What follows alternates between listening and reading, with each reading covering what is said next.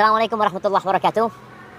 Jamaah rahimakumullah, buat teman-teman yang udah hadir di Masjid Assalam ya. Ana berangkat tadi jam 1, udah nyampe sebelum maghrib dengan harapan bisa isi kajian. Tapi ternyata takdir Allah berkata lain. Maka Ana mohon maaf atas ketidaknyamanan ini buat teman-teman semuanya. Tapi yang jelas langkah antum ke rumah Allah, capek, lelah, dan detik-detik yang antum luangkan untuk hadir di kajian itu akan ditulis pahala buat antum insya Allah. Dan semoga diangkat derajat antum dan diantarkan ke surga Allah Azza wa Jalla. Insya Allah kita ketemu lain waktu. Dan semangat ya, Ramadan udah dekat. Semoga Allah menyampaikan kita ke bulan Ramadan. Dan semoga Allah berikan hidayah kepada teman-teman kita yang masih mungkin belum paham.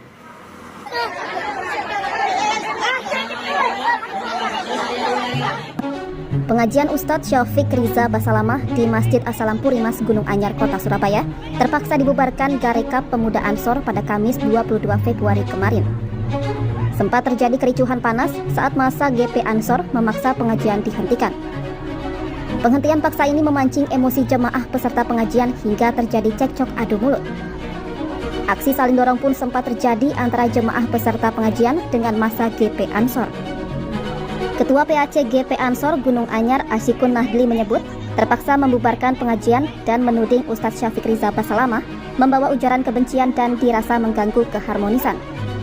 Dia menyebut kejadian ini bermula ketika pihaknya mengirim surat penolakan digelarnya kajian Syafiq ke pengurus Masjid Assalam Purimas dengan beberapa alasan. GP Ansor dan Takmid Masjid kemudian melakukan mediasi difasilitasi Polsek Gunung Anyar. Asyikun mengklaim semua pihak sepakat pengajian dibatalkan. Namun kesepakatan itu dilanggar dan acara tetap dilaksanakan. Kondisi ini kemudian memicu massa GP Ansor membubarkan paksa pengajian hingga terjadi kericuhan. Assalamualaikum warahmatullahi wabarakatuh. Bismillahirrahmanirrahim. Allahumma sholli ala sayyidina Muhammadin wa ala alihi wa sahbihi ajma'in, amma ba'du. Jalanallahu wa iyyakum min ahlil khairi was sa'ada fid dini wad dunya wal akhirah. Amin. Allahumma amin. Pertama, di sini kan sudah dijelaskan bahwasanya kesepakatan bersama pengajian itu batal digelar. Bahkan ini dipertegas oleh pengurus masjidnya. Sebagaimana tadi di pemberitanya itu sudah ada mediasi, sudah ada pembicaraan di depan pihak yang berkepentingan, di depan polisi, bahkan di kantor polisi, bahwa acara pengajian itu batal dilaksanakan. Jelas seperti itu kan? Tapi kenapa Ustadz Syafiq itu datang? Bahkan dia berangkat dari jam 1. Kenapa tidak mematuhi aturannya?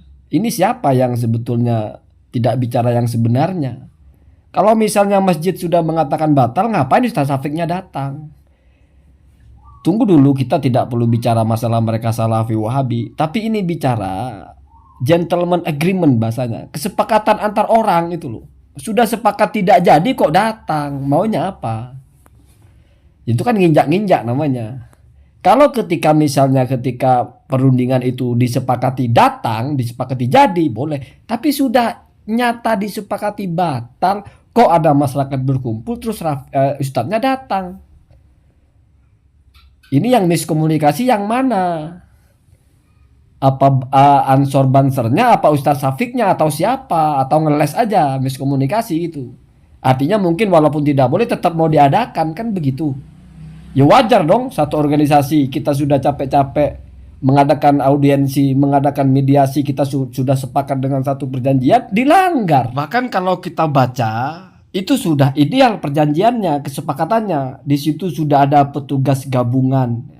Artinya kalau di pemberitanya tadi disebut di kantor polisi ya, Gunung Anyar ya, di kepolisian di situ.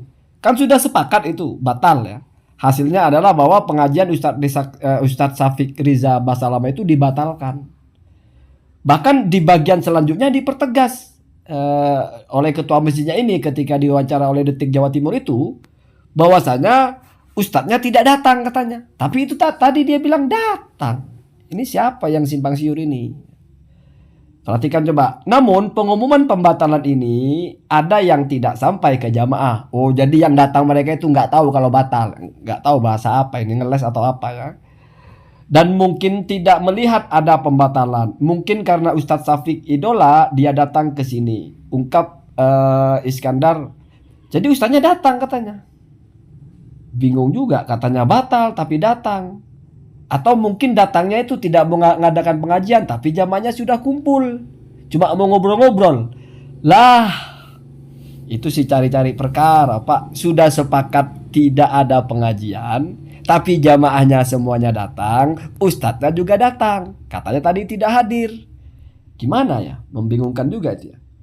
Kemudian hadirnya sejumlah jamaah itu membuat GP Ansor hingga Bansar turut hadir ke lokasi. Iskandar menduga terjadi miskomunikasi pada GP Ansor yang menganggap bahwa pengajian tetap digelar padahal Ustadz Syafiq Riza Basalamah tidak hadir loh. Katanya datang, ini tidak hadir. Ini yang mana yang benar? Atau jangan-jangan maksudnya di atas itu mungkin karena Ustadz Syafiq idola, dia datang ke sini.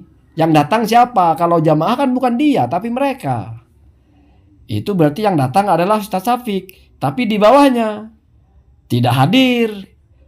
Ada ya datang tapi tidak hadir. Atau mungkin cuma datang tapi tidak hadir mengisi acara. Ya kalau kita lihat narasinya Ustadz Syafiq tadi itu kan datang mau ngisi acara, Pak. Gitu ya, gitu biar kita paham ya. Nanti kalau masalah kenapa kajian Wahabi itu ditolak itu nanti sesi kedua. Ini kita meluruskan dulu. Simpang siur kan? Katanya tidak hadir, dibatalkan. Kenapa jamaahnya kumpul? Mungkin mereka tidak tahu. Kenapa Syafiqnya datang? Mungkin karena idola. Terus ketika Bansar dan Ansor membatalkan, miskomunikasi. Coba misalnya nggak dibatalkan, jadi acara itu.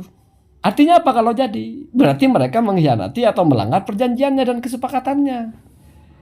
Atau mungkin datang cuma sholat berjamaah, terus setelah sholat itu ada tausiah gitu, bukan pengajian gitu. Itu kan mau merekayasa namanya. Jadi ini beritanya heboh sekali ya. Mungkin banyak yang memojokkan NU GP Ansor itu kok tidak toleran.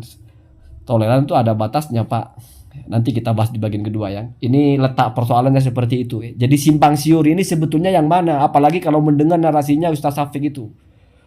Sebegitu kerennya dia bilang semoga mereka mendapatkan hidayah karena mereka mungkin belum mengerti. Jadi merasa ada di jalan yang paling benar gitu. Sehingga orang yang melawan itu adalah orang yang tidak dapat hidayah. Padahal yang mereka mau bicarakan apa sih? Terus yang mau didakwahi itu siapa sih? Tukang mabok kah?